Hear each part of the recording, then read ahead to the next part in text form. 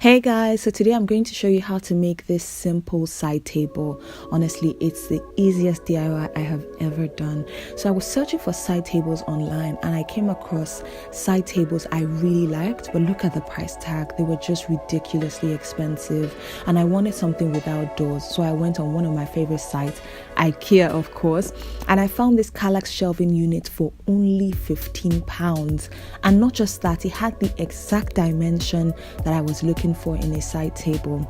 I also went on eBay to find hairpin legs that were 10 centimeters and $17.99, and it cost me a total of $32.99. I was so excited. So the first thing I did was to put together my side table. Honestly, I can need to improve on their instructions because I didn't understand what side was going to face what, but I just tried my best to put it together.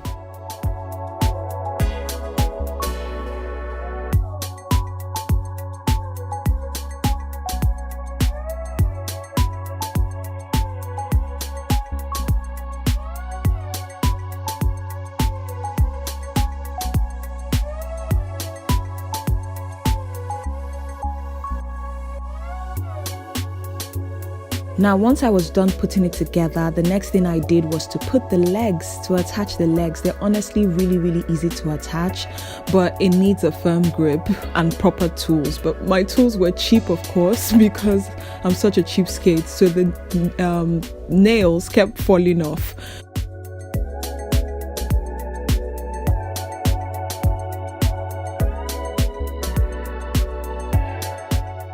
I enlisted the help of a really hefty man in the house to hold it in place for me, and I did all the drilling that I needed to do. So all you really need to do is position the legs on the edges of the table and drill the screws into the holes to secure the legs to the table.